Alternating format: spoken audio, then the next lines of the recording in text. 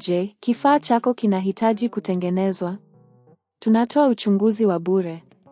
Bila simu au safari, tunachukua kutoka mlangoni mwako na kurudisha.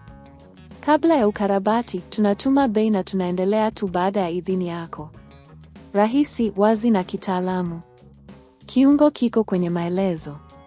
Kwanza, ni muhimu kuelewa sababu ya kubadilisha plaka za ASUS. Plaka inaweza kuhitaji kubadilishwa kwa sababu kadhaa, ikiwa ni pamoja na uharibifu, kushindwa kufanya kazi au kuboresha utendaji. Kabla ya kuanza, hakikisha una vifaa vyote vinavyohitajika kama vile screwdriver, pliers na plaka mpya. Hatua ya kwanza ni kufanya uchunguzi wa bure wa kompyuta yako. Hii inamaanisha kuangalia kama kuna dalili zozote za uharibifu kwenye plaka ya sasa.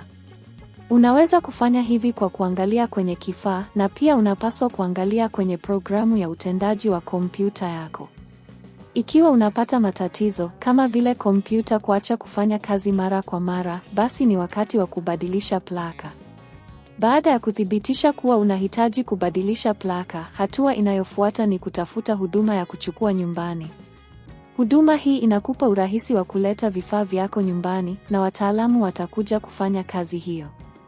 Hii ni muhimu hasa kwa wale ambao hawana muda wa kwenda kwenye duka la matengenezo. Kabla ya kuanza mchakato wa kubadilisha plaka, ni muhimu kujua bei ya huduma hii. Bei zinaweza kutofautiana kulingana na eneo lako na aina ya huduma unayohitaji. Kwa hivyo, ni vyema kufanya utafiti wa soko ili kupata bei bora. Sasa, hebu tuanze mchakato wa kubadilisha plaka.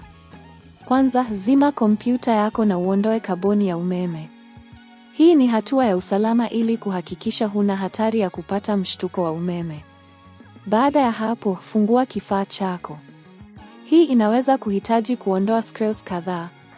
Hakikisha unaziweka mahali salama ili usizipoteze. Pindi unavyofungua kifaa, utaweza kuona plaka. Sasa, unahitaji kuondoa plaka ya zamani kwa kuondoa screws zinazoshikilia plaka hiyo. Wakati wa kufanya hivi, hakikisha unakuwa mwangalifu ili usiharibu sehemu nyingine za kifaa. Baada ya kuondoa plaka ya zamani, chukua plaka mpya na uweke mahali ambapo plaka ya zamani ilikuwapo. Hakikisha screws zinashikilia plaka hiyo vizuri. Hatimaye, fungua kifaa chako na uangalie kama kila kitu kimefanya kazi. Ikiwa kila kitu kinafanya kazi vizuri, basi umefanikiwa kubadilisha plaka. Ikiwa bado kuna matatizo, inaweza kuwa wakati wa kuwasiliana na mtaalamu kwa msaada zaidi. Je, kifaa chako kinahitaji kutengenezwa? Tunatoa uchunguzi wa bure. Bila simu au safari, tunachukua kutoka mlangoni mwako na kurudisha. Kabla ya ukarabati, tunatuma bei na tunaendelea tu baada ya idhini yako. Rahisi, wazi na kitaalamu.